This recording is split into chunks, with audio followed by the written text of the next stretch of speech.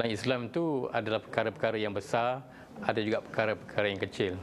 Meluruskan saf tu perlu dilihat adalah antara perkara-perkara yang kecil, tetapi ia dianggap sebagai antara satu yang penting dalam kehidupan kita.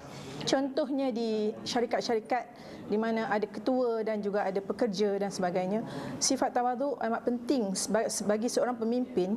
Seperti mana yang Ustaz katakan tadi, bila kita berada di saf pertama, mungkin ada pemimpin yang teratas, pemimpin yang di tengah dan juga pekerja. Jadi sebenarnya dalam kehidupan kita ini, VIP di sisi Allah adalah orang yang bertakwa.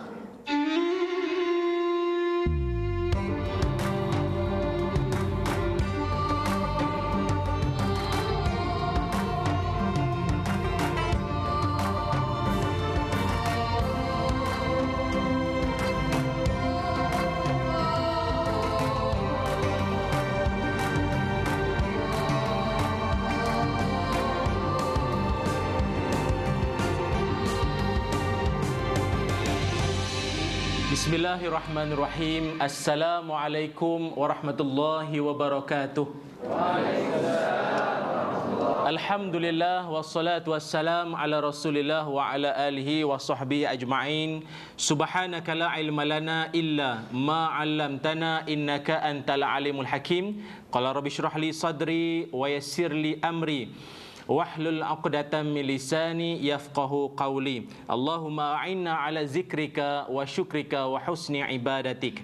Alhamdulillah bertemu kita dalam rancangan Al-Kuliah di TV3, dan terima kasih kepada para penonton yang terus setia istiqamah dengan majlis ilmu walaupun dalam bentuk siaran TV. Mudah-mudahan ia memberikan kebaikan pada kita bersama, dan juga terima kasih kepada pihak Surau Mercu UEM KL Central yang menerima kunjungan Al-Kuliah pada kali ini. Dan saya nak tanya dulu khabar jemaah kita pada kali ini. How are you? Speaking ya. Alhamdulillah.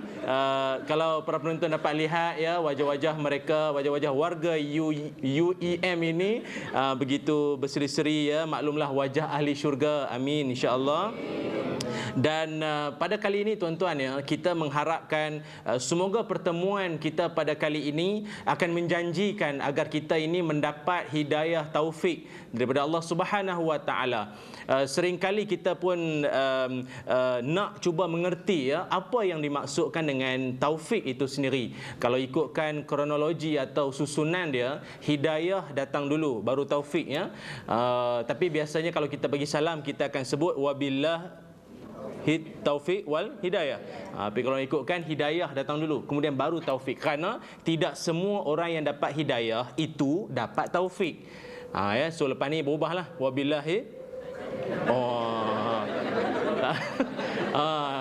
Belajar mana pula ni kan? Dia tak kisah. Yang pentingnya itu dari kefahaman dia lah. Tak kisah mana-mana pun. Walaupun tuan-tuan, yang disebut oleh Imam Ibnu Athaillah As-Sakandari, tanda-tanda orang yang mendapat taufik ya, tanda-tanda orang yang mendapat hidayah taufik itu ada 3. Kita tengok ada pada diri kita atau tidak ya. Tiga tanda orang yang dapat hidayah taufik. 3. Yang pertamanya, orang yang mendapat taufik ini tandanya yang pertama, dia ringan untuk melakukan kebaikan. Dia ringan untuk melakukan kebaikan, dia rasa seronok, dia rasa mudah bila nak buat benda baik. Lepas semayang fardu, dia bangun semayang sunat pula, kerana dia rasa manis dengan kebaikan, dengan ibadat. Dia seronok, dia bagaikan ketenangan itu terasa dalam diri dia. Habis semayang fardu, dia bangun semayang sunat pula, atau apa-apa ibadat yang lain. Kadang-kadang bila lepas semayang fardu, dia bangun semayang sunat, kawan pun tanya, kau buat apa ni? Semayang apa ni? Qadha subuh. Yang kan semayang sunat ya. Ada orang macam tu pun ada. Tapi tak kisahlah. Yang penting ini dia betul-betul dia berminat. Habis satu amal, tak berhenti setakat itu. Mudah ceritanya, orang dapat taufik ini dia non-stop ibadah. Dia rasa bahawa habis satu kebaikan, disambung dengan kebaikan yang lain, ibadah yang lain. Sama macam dalam bab sedekah. Dah buat baik yang lain, dalam bab sedekah pun sama. Dia rasa dia nak bagi sedekah, dia rasa seronok dia nak memberi. Itu jiwa orang ada taufik. Tak adalah kadang kalau budak datang, pakcik nak minta derma sikit, tunggu Ramadan. Lamanya budak tu duk kira Muharram siapa nak Ramadan lah. Lama lagi nak Ramadan lah. Ada orang dia faham macam tu. Tapi kalau orang ada taufik, dia seronok, dia nampak dia opportunis. Apa opportunisnya? Lama tak cakap Melayu ya. Datang UAM mengada-ngada lah. Dia jadi orang yang merebut peluang. Dia jadi ada saja ruang-ruang kebaikan direbutnya. Itu orang dapat taufik ya. Sama kalau kita lihat, subhanallah, seorang ulama daripada Naisabur ya, seorang ahli tasawuf juga namanya Ibnu Khafif. Dia ini suatu orang ulama yang hebat, mengarang banyak kitab, dan dalam masa yang sama, maklumlah manusia mana yang tidak ada kelemahan. Kelemahan yang saya maksudkan sini adalah Ibnu Khafif ini dia sakit pinggang. Sakit pinggang yang sampai tahap dia tak boleh nak bergerak. Kalau bergerak itu memang aduh sakit. Tapi itu tak menyebabkan dia terhalang daripada pergi sembahyang jemaah. Dia minta tolong orang, pimpin dia pergi sembahyang jemaah. Bukan pergi sembahyang saja, duduk saf hadapan lagi. Pimpin dia pergi semayang. Dia sakit pinggang cerita ni. Orang sakit pinggang, pimpin pergi semayang. Sampai orang kata pada dia, janganlah paksa diri. Kalau dah sakit tu, jangan paksa diri. Apa jawab dia? Ibnu Khafif ini, ulama hebat ini, dia kata apa? Kalau kamu dengar seruan hayya 'alas solah, kan? Dengar saya seruan untuk pergi semayang hayya 'alas solah itu, kalau kamu tengok aku tak ada dekat saf pertama, cari aku dekat kubur. Nak menunjuk kata hidup dia antara dua, semayang ataupun mati. Itu je lah. Dah mati tak dah? Maknanya dia ini sembahyang sampai mati, sampai meninggal. Ada orang mati-mati tak nak semayang. Itu teruk betul tu. Itu koman betul. Subhanallah tuan-tuan, itu Ibnu Khafif. Itu tandalah yang pertama. Yang kedua, tanda orang dapat taufik yang kedua, Allah jauhkan dia daripada benda maksiat. Dan dia sendiri pun tak ada appetite, tak ada selera terhadap benda jahat. Dia tak minat. Duduk sekali grup dengan orang yang nak sembang, nak gosip, nak fitnah ke apa, dia tak boleh duduk lama lah. Dia rasa tak syok lah. Dia rasa dia bangun, dia quit lah. Dia exit group, left group. Dia left group terus lah. Kalau WhatsApp punya ni kan. Lepas tu yang lain pun left kan. Sampai hati. Sekarang ada borang kan kalau nak left group kan. Macam-macam lah tuan-tuan. Maknanya dia left grup yang jahat, grup yang maksiat, dia left group. Dia tak mau join ini orang. Ya, akak-akak di kampung faham kot ya left group ya. Maksudnya apa, keluar ni lah ya. Apa daripada jamaah ataupun kumpulan yang maksiat. Yang ketiganya apa ni, orang yang dapat taufik ini adalah orang yang ciri dia nampak kelemahan diri dia. Dia mudah untuk nak detect kelemahan diri dia sendiri. Ada orang kan sampai kena orang lain kena bagi tahu dia. Mat, kau ni aku nak kena beritahu sikit lah. Orang kena beritahu. Dia sendiri nampak kelemahan diri dia. Dan dia aware benda tu. Dia macam, saya bukan ngada tuan-tuan. Saya apa aware, yang Melayu ni panggil apa ya? Dia sedar. Itulah. Ya Allah. Dia betul-betul sedar, ya Allah, aku ini ada silap. Aku duk kata ke orang ini macam ni. Aku pun dengan mak aku pun dengan ayah aku pun lebih kurang. Ya Allah, dia nampak kelemahan diri dia. Itu tanda orang yang mendapat taufik. Dan orang yang dapat taufik juga, dia ini sentiasa ringan untuk mohon bantuan daripada Allah Subhanahu wa ta'ala, insya-Allah. Jadi topik kita pada kali ini baru masuk tajuk jadi yang di rumah jangan marah macam biasalah Ustaz Ilah, dia intro panjang sikit. Iaitu tajuk kita kali ini, lurus dan rapatkan saf.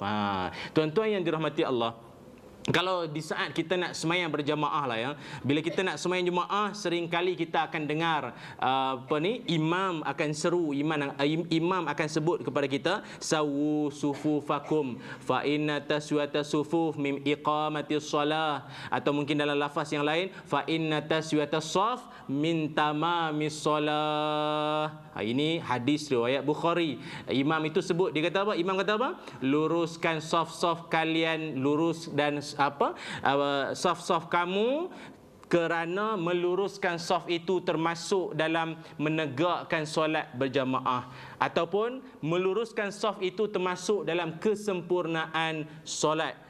Pernah dengar tak imam cakap macam tu? Kadang-kadang dia kata saf istau wa'tadilu. Kan? Bila dia kata macam itu maknanya dia arahan supaya kita meluruskan saf kita. Kadang-kadang ada imam tu macam nak marah pun ada. Saf. Macam nak halau kucing. Saf. Relax brother, jangan marah. Mau semayang mau cool lah, relax lah. Ini dah macam marah tu. Soft. Padahal makmum 2 orang lah. Tapi dia punya engkau bajet imam apa. Janganlah macam tu, relax kan. Makmum kata, imam kita 2 orang sajalah. Oh ya ke? Kan bila seruan begitu, sawu sufufakum, itu maknanya meluruskan saf. Dan saf ini adalah salah satu daripada perkara hebat yang disebut dalam Quran. Kerana ada surah yang namanya surah saf. Ada surah saf maknanya barisan. Kalau kita lihat dalam Al-Quran sebagai contoh, ayat dalam surah Saf ayat keempat. Tuan-tuan boleh tengok ayat yang keempat. Kenapa kita kena meluruskan saf?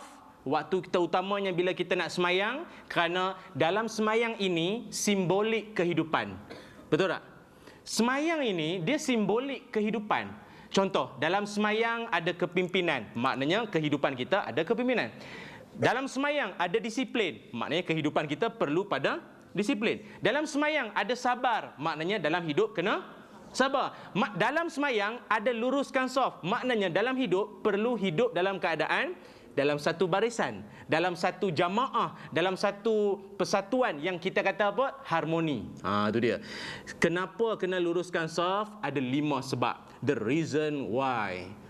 Dalam keterbatasan masa yang ada 5 ini, yang pertama, kenapa kena luruskan saf? Yang pertama kerana Allah cinta, Allah sayang, Allah kasih orang-orang yang berada di dalam saf.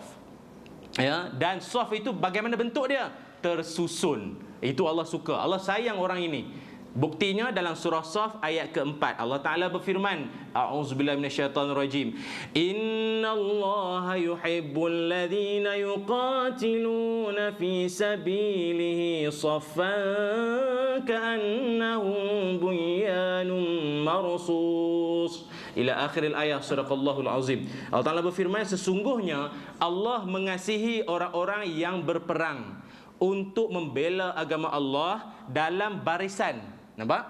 Ya, dalam barisan yang marsus. Marsus itu maksudnya teratur, rapi, kemah. Kemah keming lah. Molek. Apa lagi? Itulah setakat ni lah. Maknanya tersusun, kemah susunan dia itu. Seolah-olah mereka ini, Allah ibaratkan orang yang duduk dalam saf yang kemas ini, seolah-olah mereka ini sebuah bangunan yang tersusun kukuh.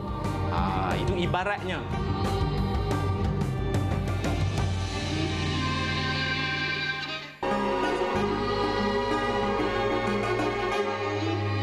Bismillahirrahmanirrahim. Assalamualaikum warahmatullahi wabarakatuh.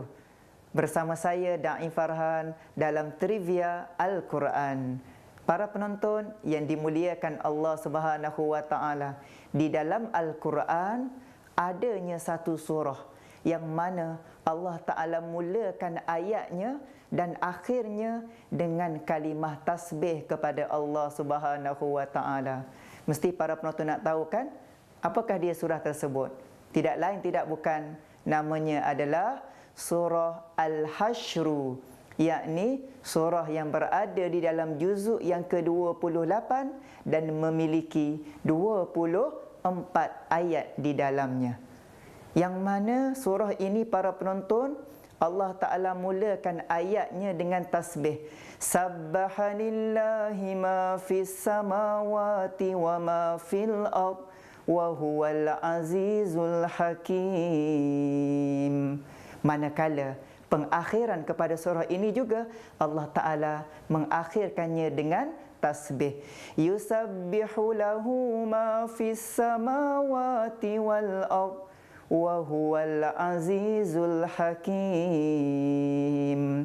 Yang mana kedua-dua ayat ini bermaksud segala yang ada di langit dan di bumi sentiasa bertasbih memuji Allah Subhanahu wa taala. Dialah yang maha perkasa lagi maha bijaksana.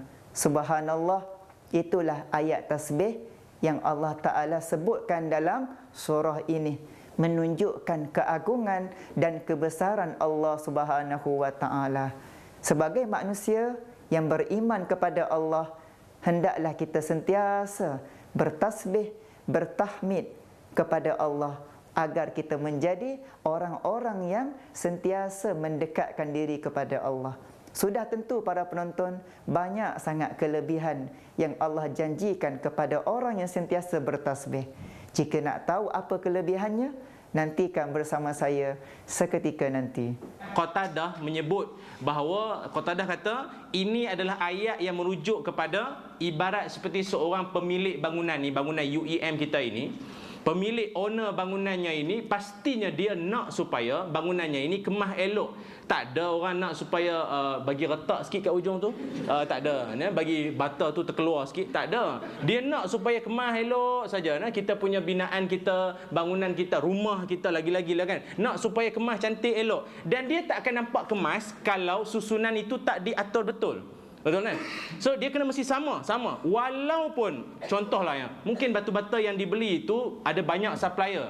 Datang daripada pelbagai supplier lah, daripada banyak pembekal ramai. Pembekal daripada negeri ni ke mungkin banyak, tapi bila bertemu dia mesti sama. Macam saya, kita ada orang Kedah, ada orang Terengganu, ada orang Kelantan, semua bila kita bertemu di satu tempat kita mesti sama. Oh tak boleh, orang negeri ni dia depan sikit, tak boleh. Dia sama, mesti sama gitu. Itu maksudnya marsus, tersusun. Inilah yang nak dimaksudkan kalau Melayu kita kata apa? Bersatu, teguh, bercerai, kahwin lagi ya. Astaghfirullahalazim ya. Iaitu inilah yang nak dimaksudkan bahawa Allah Taala suka kepada kita punya apa ni? Kesatuan kita ini, dan juga Allah Ta'ala benci, Allah Ta'ala tidak suka pada perpecahan, keretakan, retak hubungan ni Allah Ta'ala tak suka. Macam kita lah, kalau ada retak kita mesti marah punya. Kontraktor yang buat rumah kita, yang buat renovate rumah kita, kalau ada retak kita mesti marah. Sama macam hubungan, Allah Ta'ala tak suka kita retak satu sama lain. Sebab itu bersatu itu rahmat, berpecah itu azab. Saya ulang, bersatu itu rahmat, berpecah itu azab.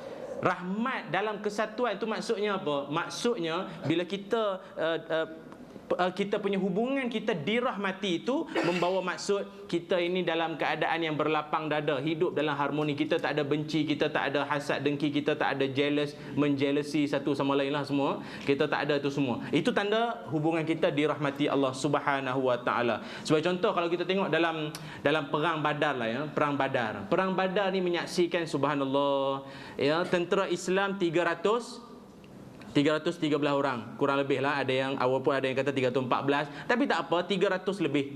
Tentera kafir musyrikin atau tentera musuh 1000 orang. Lebih besar tuan-tuan ya, 1000 orang. So kalau fikirkan logik, minimum ni jumlah yang kecil nak lawan jumlah yang besar, logiknya mesti kalah lah, logik fikirlah. Tapi nak menunjuk kata, tengok walaupun jumlah tentera Islam itu sedikit, tetapi ini bukan soal kuantiti tentera, tapi kualiti hati tentera. Tengok kita kadang-kadang ada orang dia berbangga dengan staf dia yang ramai. Bagus, staf saya ramai, alhamdulillah lah, ramai staf dia. Tapi dalam ramai staf itu, boleh kata separuh daripada staf dia itu adalah orang-orang yang memang nak jatuhkan syarikat. Boleh pakai ke? Tak kualiti, kuantiti memang hebat lah. Tapi kita nak sebut bahawa orang ini, kita bukan soal kuantiti, tapi kualiti hati, jiwa masing-masing dalam kita punya persatuan kita. Sebab itu yang paling penting adalah hati. Nabi sebut apa? Laisal ghina an kathratil arad walakinnal ghina ghinan nafs. Kaya yang sebenar bukanlah kaya harta, tapi kaya jiwa. Hati tu yang kaya. Ada satu nasyid tu dia kata apa? La nahtajul malang kay nazdada jamala jauharna huna fil qalbi talala. Sambung. Dah sambung dah. Dia tunggu nak dia kira nak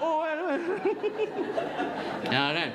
Bukanlah kekayaan itu pada luaran ataupun pada harta semua, tapi yang sebenar-benarnya yang menambahkan kemuliaan kita adalah hati yang itu jauharna huna. Maksudnya apa kita permata ni yang paling mulia ini di sini sebenarnya. Betul tak? Ada orang harta banyak pun buat apa? Menyakitkan hati orang, betul.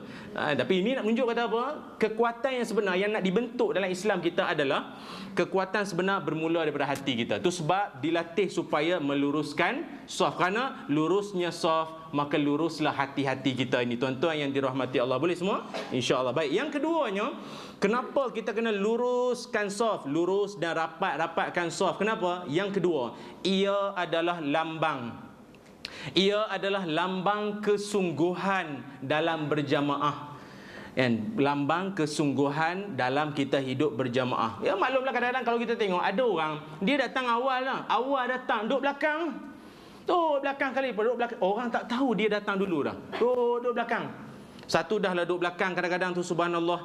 Dah duduk belakang, lepas tu pula kalau di masjid-masjid kadang-kadang kita tengok, dah datang awal, duduk di luar masjid, duduk di luar. Masuklah dalam kan pahala iktikaf dapat. Kan? Ni duduk di luar, duduk merokok pula kan. Ish. Ya Allah, kata dia bukan merokok lah ustaz ni, halau nyamuk. Statement tu betul sikit dia kata. Yalah abang oi. Kan? Kadang-kadang ada orang dia suka cari tiang. Dia dengan tiang tak dapat dipisahkan. Marah aduk tiang. Nah, kita faham. Kita fahamlah sangat ya. Jadi begitulah kan, ada orang dia dengan tiang tak boleh pisah lah. Dia mesti nama dia pun apa, mungkin ada tiang lah jugalah nama dia. Jadi tuan-tuan yang dirahmati Allah, bila dah datang awal itu, sepatutnya lambang kesungguhan kita mengejar saf itu adalah terus pada saf yang pertama. Ataupun kadang-kadang kita pernah tengoklah, ini situasi lah, ada orang dia tak nak pergi saf depan tu bukan apa? Sebab dia tunggu geng dia, tunggu kawan dia. Sila. Sebab dia tunggu kawan dia lagi seorang lah. Dia tak boleh lah, kita sama-sama. Kalau duduk di office pun kita sama-sama sebelah-sebelah. Kalau semayang pun mau sebelah-sebelah. Tak boleh lah, tak boleh jarak sikit lah, tak apalah. Allahu Akbar. Jadi sebab itu tuan-tuan yang dirahmati Allah, kadang-kadang ini yang menyebabkan kita terlepas daripada dapat pahala saf pertama, atau jamaah itu kuranglah sikit kita punya pahala kan. Itu sebab tuan-tuan yang dirahmati Allah, kadang-kadang bukan apa, ada orang dia takut nak duduk saf pertama, bukan apa. Duduk saf pertama ni kena beringat sikitlah. Kadang-kadang ada orang dia takut duduk saf pertama ini sebab takut orang perli. Tak pernah ni duduk saf pertama ni, lepas dengan kuliah ni ke terus saf pertama, kawan-kawan kata, "Hush, kawan kita wali." Saf pertama. Masya Allah kan. Alhamdulillah lah kawan kita. Itu yang dia tak suka tu. Kawan-kawan pun kalau yang ada dah berubah jadi baik, ataupun dah apa ni, lagi improve ibadat dia tu, janganlah perli. Kita pun macam bagus sangat. Kan? Jadi macam tu. Kadang-kadang ada orang dia tak nak saf pertama ni bukan apa, sebab takut kena tolak jadi imam tu. Kan dah lepas saf pertama imam kan. Tengok betul-betul kalau tengok di situasi di Malaysia kita ni, yang orang takut sangat tu, saf pertama ni bukan apa. Satu, kalau tolak jadi imam. Nak pula dia pakai jubah pula. Biasanya maklumlah kan, kalau di masjid-masjid kita kan, kalau imam satu, imam dua tak datang, Tok Bilal dah qamat ni. Biasanya dia akan tengok siapa yang pakai jubah. Kita pula baru first time pakai jubah. Itu pun bapak saudara hadiah lu balik umrah kan. Kau tak pakai memang kecil hati lah. Okey. Dia pun pakai. Dia pakai semangat dengar al-kuliah saf pertama. Jubah saf pertama. Tasbih sikit. Allah. Jadi selalu duduk depan. Tok Bilal dah qamat dah. Lepas tu kita, ya Allah, dia tak tengok orang lain dah. Dia tak tengok orang lain, dia tengok kita. Kita pun punya takut. Ada orang dia gulung jubah jadi baju Melayu. Dia takut, dah ni bukan jubah ni. Punya takut. Itulah kau nak duduk saf pertama lagi. Janganlah macam tu, tuan-tuan. Itu benda nak memomokkan kita daripada dapat pahala, tuan-tuan.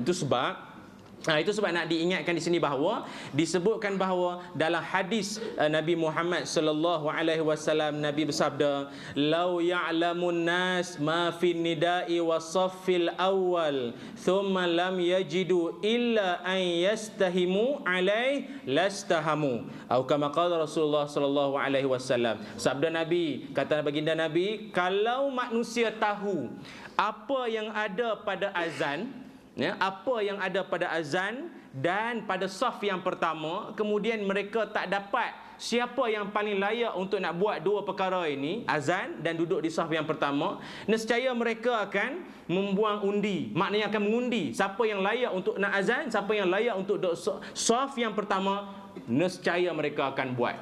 Maknanya tuan-tuan, kalau kita tahulah kelebihan azan dan juga kelebihan Kelebihan siapa? Kelebihan orang yang duduk pada saf yang pertama ini. Oh ya Allah, hebatnya. Kalau kita ni ibarat kata macam kalau kata imam tu dia buat apa, tembak, boom, kan lari tu, nak lari tu. Lari siapa berebut, ada yang berguling, ada yang meniarap. Janji dapat saf pertama, bertumbuk pun tak tahulah ya. Nak bagi tahu kata nak merebut, ini yang disebut dalam Quran fastabiqul khairat, berebut-rebut buat kebaikan.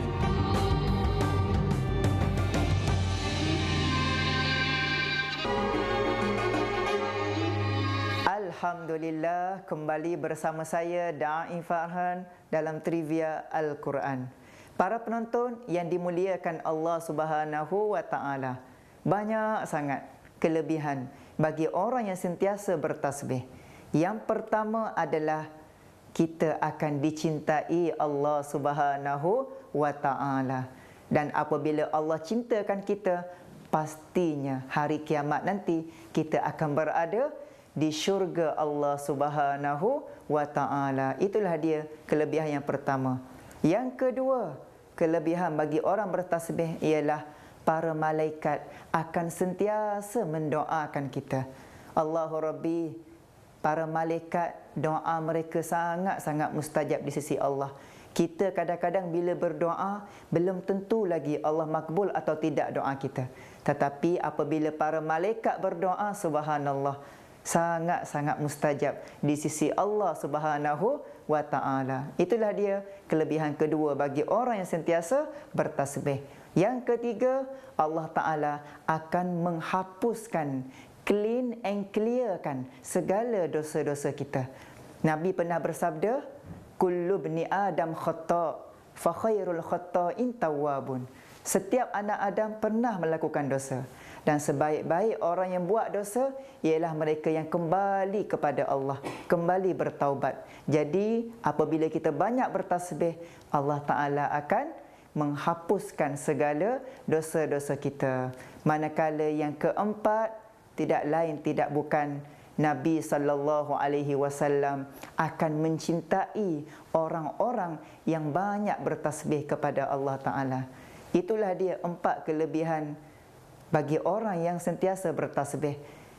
Ringankanlah lidah kita menyebut subhanallah, walhamdulillah, wala ilaha illallah, Allahu akbar. Moga-moga kita akan menjadi orang-orang yang soleh dan solehah serta dikurniakan syurga Allah Subhanahu wa taala. Renung-renungkan dan selamat bermuhasabah. Wallahu a'lam. Ni kita kadang-kadang, ya Allah, dia dah saf kedua dah, saf depan tu kosong kan, dia orang depan pun sila mai ke depan lah, yang dia insya-Allah sila orang kita dia kuat mempelawa orang, sila pahala besar sila yang kau tak nak pahala kan suruh pelawa orang. Tuan-tuan, Islam dalam bab ini, Islam suruh kita dulu, bukan pelawa orang, kita dulu tuan-tuan. Itulah dia. Jadi itu sebab disebutkan bahawa kalaulah kita tahu tentang pahala ganjaran yang nak diberikan, pastinya kita akan sampai tahap mengundi. Yang ketiga, kelebihan daripada orang yang lurus dan rapatkan saf ini, yang ketiganya, ia dapat melatih disiplin dan patuh pada ketua. Betul Kita ni dalam saf kita ini Allah Ta'ala nak didik kita supaya disiplin dan patuh pada ketua. Nak dapat saf yang pertama tuan-tuan, subhanallah, kalau saya tengok di negara Arab, mereka cukup berebut tuan-tuan. Bab ni, orang kita ada benda yang tak perlu berebut, dia berebut sangat. Tapi kalau orang Arab, subhanallah, kalau saf pertama tu payahlah nak dapat. Dan dia ada satu sikap yang saya perasan, kalau orang yang duduk saf depan ini baca Quran, dia tak payah yang baca ini dengan tempat rak nak letak tu, dia tak perlu bangun pergi letak. Dia akan pas pada kawan sebelah tu akan tolong letakkan. Maknanya dia ada orang yang memang benda itu dia dah jadi satu budaya yang baik dah. Dia baca Quran, dia pas kawan dia. Kalau kita cuba buat je tengok, habis baca Quran kita pas kawan. Apa? Pandai ambil, pandai letak padahal orang saf pertama. Apa perangai tu kan? Cuba begitu, itu suasana yang saya rasa kita perlu kita wujudkanlah ya. Tak perlulah kita sendiri bangun pergi letak, ada orang yang tolong sampaikan. Ataupun kadang-kadang ada satu budaya yang subhanallah yang baik patut kita wujudkan adalah datang awal. Nak dapat saf pertama kena datang awal lah, punctual. Itu kan disiplin. Hadis riwayat Muslim Nabi Muhammad sallallahu alaihi wasallam, Nabi bersabda, Khairu sufufi rijal awwaluha. Sebaik-baik saf bagi orang lelaki adalah yang paling hadapan, dan seburuk-buruk adalah yang paling belakang. Ni ada orang ada di syok jadi pemerhati. Okey, jadi jumlah kita makin berkurang ya hari ni. Ada duduk belakang, jangan tuan-tuan. Ambillah balik semangat Ramadan kita kan. Tengok kalau Ramadan subhanallah penuh tuan-tuan ni orang.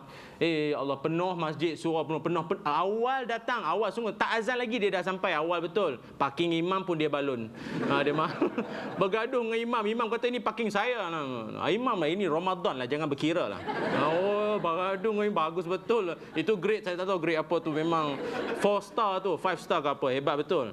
Bawa lah balik semangat tu kita tuan-tuan ya. Itu sebab dalam soft ini juga didik kita supaya satu disiplin dan patuh pada ketua. Tuan-tuan bayangkanlah bila imam seru kepada kita sawu sufufakum, lurus rapat-rapatkan soft, itu membawa erti supaya kita ini rapatkan soft dan jangan ada ruang. Jangan ada renggang. Bila maksudnya renggang ni tuan-tuan, renggang inilah yang menyebabkan syaitan mencelah. Bila syaitan mencelah, itu sebab sesama kita tak puas hati, dengki, benci. Tak boleh tengok muka kau. Sepanas tengok muka kau.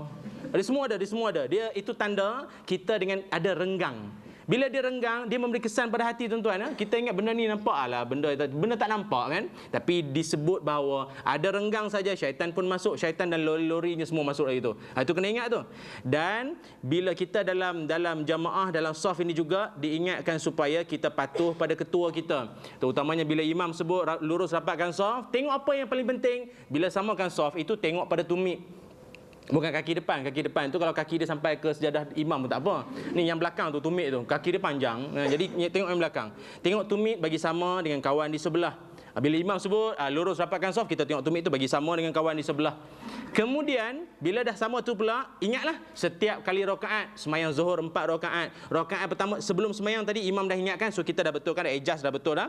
Kita dah mungkin ada space bar, kita ada back space sikit ke apa. Maknanya kita adjust lah, itu bahasa Microsoft Word lah tu. Kita kasih betul. Kita dah bagi betul, edit cantik punya kita punya kaki. Okey, elok dah. Bila masuk rakaat yang kedua, kita sendiri kena aware sendirilah. Bila bangun saya nampak kaki kita dah ni, kita adjust sikit lah. Tak perlulah imam. Takkan imam juga nak beritahu. Itu yang hujung tu, apa tu? Tadi kan dah beritahu. Imam dia semayang mana boleh beritahu dah. Jadi kita sendiri kena adjust sendirilah. Begitu. Itu nak menunjuk kata kita patuh pada arahan ketua kita. Tuan-tuan yang dirahmati Allah, dalam hadis riwayat Muslim, pernah diceritakan bahawa Nabi mengajar para sahabat supaya meluruskan saf macam seumpama seperti lurusnya anak panah. Lurus macam anak panah. Ni susunan saf itu sampai para sahabat ini benar-benar faham tentang lurusnya saf itu. Tapi berlaku waktu Nabi nak semayang dan nak dekat nak semayang dah, ada seorang sahabat ini, dia punya dada dia terkedepan sikit, tertonjol ke depan sikit lah. Dan Nabi SAW, Nabi terus suruh luruskan balik, bagi sama balik. Kerana apa? Kata Nabi, jika tak buat demikian, nescaya Allah Ta'ala akan memperselisihkan hati kita. Kita akan mudah kecil hati dengan orang. Kita akan mudah rasa terguris dengan kawan-kawan kita. Itu sebab tuan-tuan cantik ya, sembahyang jemaah ini, kalau kita perasan lah ya, anak-anak yang dah disiplinkan untuk sembahyang berjemaah, hati dia mudah dengan nasihat. Pasal dalam sembahyang jemaah, kita mudah ikut imam. Bila hati mudah ikut imam, anak yang ikut sembahyang jemaah mudah ikut cakap nasihat orang tua dia. Senang. Pasal hati dia telah dilatih untuk mengikut. Dia dia melawan, bukan. Sembahyang jemaah kan kita ikut imam, betul tak? Ke suka hati. Kadang kita mau sujud lama sikit, imam sudah dah bangun dah. Mam, lek lo. Sujud mau lama sikit, tak adalah, kita tak bergaduh. Kita ni kan cantik. Dan kalau ketua kita pun ada problem, ada apa silap, ada tata caranya, iaitu tegur. Itu kan SOP-nya, dia punya apa, kita panggil dia punya prosedur dia lah. Imam ada silap, kita kan boleh tegur. Kalau imam ada silap, kita sebut Subhanallah, subhanallah. Jadi imam tu dia kena aware, dia kena faham lah, sedar, aku ada silap ni. Subhanallah. Jangan imam tu dia jawab balik pula. Sebab itu nak syarat nak jadi imam, dia kena faqih lah, kena faham tentang selok-belok dalam solat ini, insiden-insiden dalam semayang ini. Takut dia jawab balik subhanallah, alhamdulillah. Alhamdulillah tak jadi gitu kan, dia tak faham. Jadi nak menunjuk kata begitulah dalam kehidupan. Pentadbiran, kepimpinan, ketua perlu ditegur kalau dia buat silap. Betul tak? dah diterjemahkan dalam bentuk jamaah, kan kita nampak. Tuan-tuan yang dirahmati Allah, itu yang ketiga. Yang keempatnya, solat luruskan saf ini mendidik kita supaya ni terutamanya dapat mendidik hati kita supaya tawaduk. Cuba sebut. Tawaduk, being humble, dare to be little. Itu makna lebih kurang lah tu. Ya, maknanya supaya kita ini jadi orang yang merendah hati. Betul lah? Tuan-tuan bayangkanlah, bila kita dah semayang dalam satu saf kita ini, kan pelbagai latar belakang, pelbagai peringkat, semua dalam satu saf ini. Sebab itu kalau kita lihat dalam peristiwa hijrah Nabi Muhammad sallallahu alaihi wasallam, kan dalam ekspedisi hijrah itu kan semua peringkat, semua latar belakang ada. Kita tengok bermula daripada Saidina Abu Bakar As-Siddiq, Saidina Ali, Abdul Rahman bin Auf, Talhah bin Ubaidillah, Zubair bin Awam, Sa'ad bin Abi Waqqas, Osman bin Affan. Mereka ini ada di kalangan mereka ini orang kaya, businessman, orang yang mustad'afin, orang yang tertindas, golongan bawahan, pendatang ada, orang yang orang muda ada, orang tua ada, dalam satu jamaah. Tuan-tuan, nak mendidik kita supaya jadi orang yang tawaduk.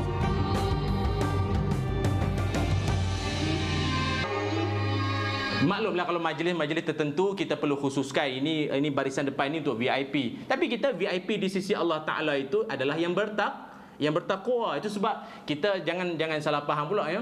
Kadang-kadang ada sampai tahap ialah bila dalam semayang dalam satu saf itu mungkin dia ada staff, dia ada bos, dia ada sokongan, ada staff mungkin driver. So, dalam satu silat-silat yang jadi imam tu pun mungkin bahagian sokongan saja. Yang makmum ini bos.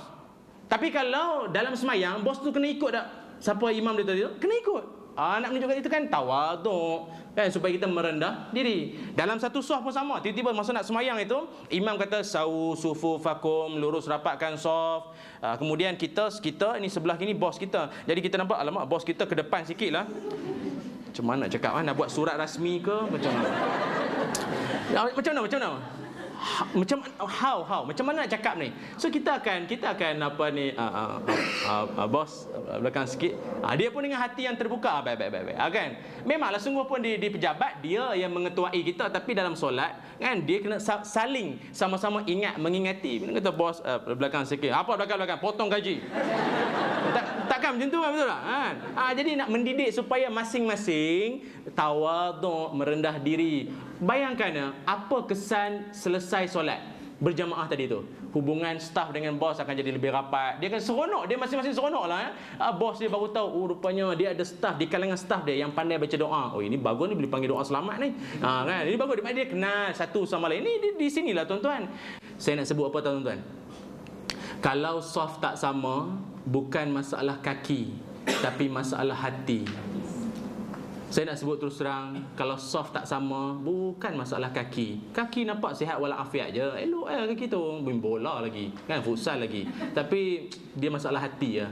Orang kalau hati ni dia ada ego, kita ajak, kita jemput, kita suruh, kita nak adjust sikit, dia tak nak terima. Kau siapa? Orang macam ni bahaya tuan-tuan. Ini adalah sindrom, ini penyakit iblis. Iblis apa dia? Iblis dia kata apa? Khalaqtani min nar wa khalaqtahu min tin. Aku daripada api, dia Adam daripada tanah. Siapa? Ini orang double standard tau. Sampai dalam terbawa-bawa perangai itu dalam semayang. Mujur nak semayang, yang tak semayang tak tahulah. Ini yang nak semayang pun terbawa-bawa ego tu. Janganlah semayang dalam jiwa bos. Jangan macam tu. Kan? Saya nak bagi tahu apa? Inilah Islam nak didik kita supaya akur. Kita dalam hidup berjamaah ini kita macam-macam orang. Tu yang dalam Al-Quran Allah Ta'ala berfirman. Allah Ta'ala berfirman dalam surah An-Najmi ayat ke-32. Allah Ta'ala berfirman, "Fala tuzakku anfusakum huwa a'lamu biman ittaqa." Jangan kamu berkata diri kamu ni suci. Jangan kata kamu ini bagus. Orang kata bajet bagus ke apa.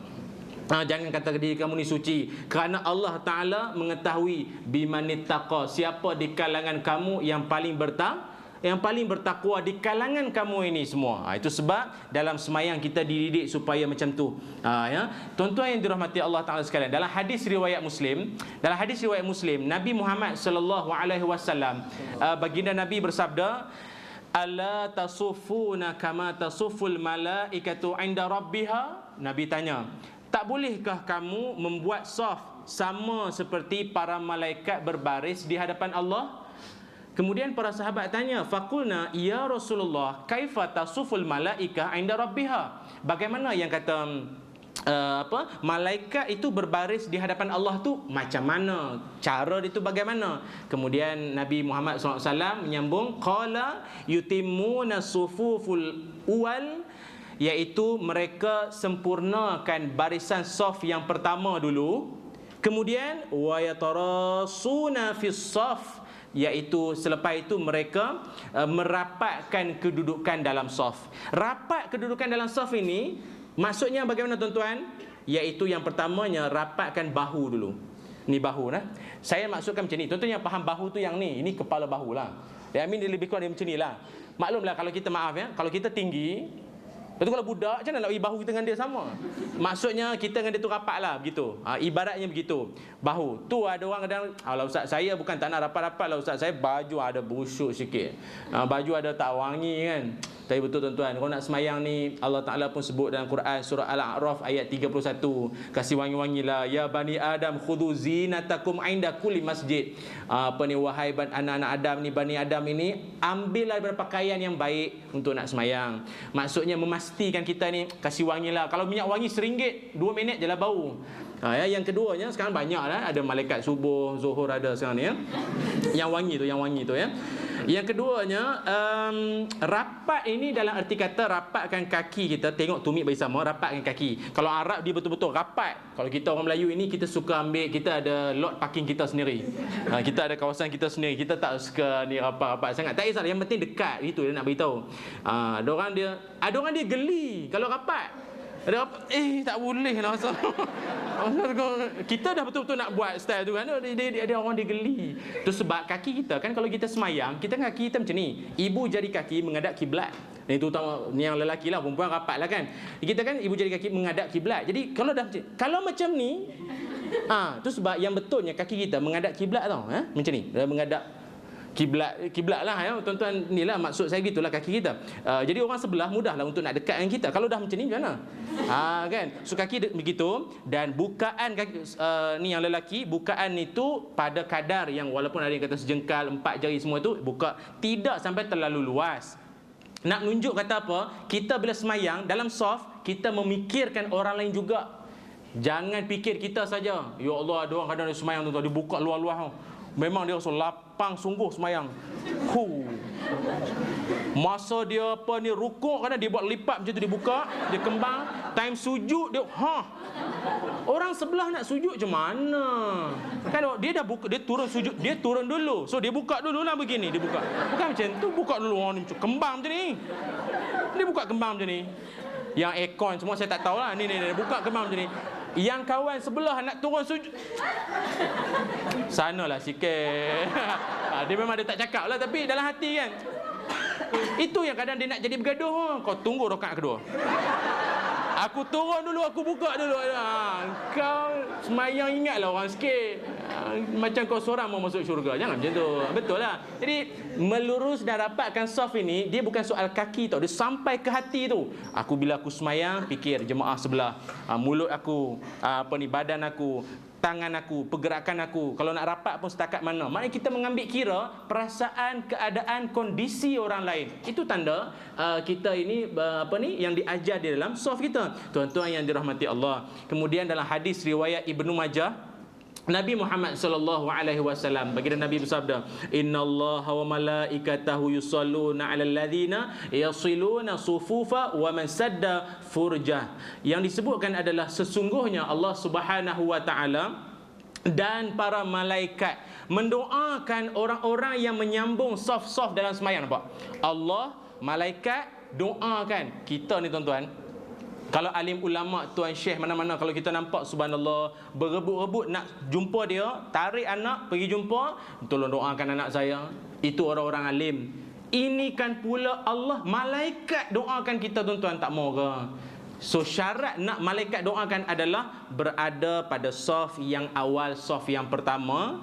Dan inilah orang-orang yang akan Allah Ta'ala sadda furjaha rafa'ahu Allahu biha darajatan. Allah Ta'ala angkat darjatnya orang-orang yang sentiasa berada committed, konsisten pada saf yang awal. Dan yang kelima, yang terakhirnya adalah orang yang lurus dan rapatkan saf ini. Kelebihan yang kelimanya, ya, ini berkait rapat dengan soal sains lah, ya. Saya bukanlah pakar dalam bidang ini, namun merujuk pada beberapa sumber yang insya-Allah dapat memberikan semangat pada kita lah, iaitu yang kelimanya, semayang kita ini dalam keadaan lurus rapatkan saf ini dapat menstabilkan cas-cas dalam badan kita ini. Badan kita kan dia ada cas positif, negatif kan.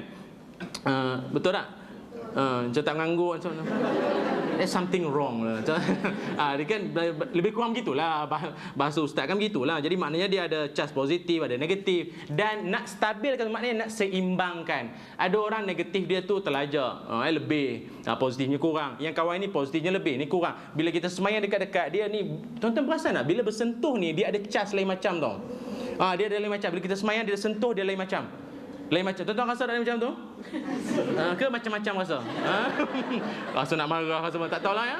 Dia betul, dia sentuh tu dia rasa tenang hati. Tu sebab bila kita habis usai solat saja kan, kita digalakkan supaya bersalam-salaman. Ni bukan apa. Kadang-kadang kita tuan-tuan, terutamanya warga UEM ini mungkin tingkat level lain-lain. Jarang-jarang jumpa, selain pada di kafe atau di luar kita tak jumpa sangatlah. Tapi bila di semayang, kita dalam surau kita ini, habis semayang kita salam, dia lain tuan-tuan tau. Kena senyum pula, subhanallah. Dia bertemu, bersentuh tu lain. Dia jadi apa? Dia cas positif negatif tadi tu. Jadi maknanya kita berada dalam saf ini, dia dapat cas, dia dapat sekurang-kurangnya. Dia bukan cas dalam bentuk tenaga saja, tapi dapat cas balik kasih sayang, ukhuwah, ikatan di antara kita. Tuan-tuan mati Allah, sebagai kesimpulannya, saya nak mengajak diri saya dan kita semua, terutamanya juga para penonton di rumah, agar kita ini jadi orang yang sentiasa terkehadapan dalam bab solat, dan terutamanya dalam merebut saf yang pertama ini. Kerana tuan-tuan, saya sendiri terus teranglah, ya, sejak daripada kecil lagi, ayah saya sendiri pun kalau bawa pergi semayang,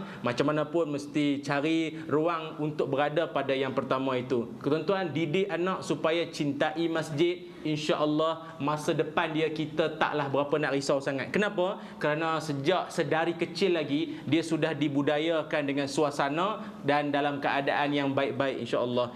Terutamanya kalau pindah duduk di kawasan mana pun, dia akan cari mana masjid kawasan sini, mana surau kawasan sini. Jadi itulah yang kalau boleh kita nak wujudkan agar kita ini sentiasa berada dalam kebaikan dan sentiasa berebut-rebut untuk buat baik, insya-Allah. Tuan-tuan yang dirahmati Allah, saya kira cukup setakat ini saja dahulu. 5 kelebihan yang akan kita perolehi daripada lurus dan rapatkan saf. Mudah-mudahan ia memberikan kebaikan pada kita bersama dan jadi orang yang merebut dalam soal kebaikan ini, insya-Allah. Dan mudah-mudahan kita lah di kalangan orang yang didoakan malaikat dan dikurniakan keberkatan hidup dunia dan akhirat. Wallahu taala alam. Assalamualaikum warahmatullahi wabarakatuh. Waalaikumsalam.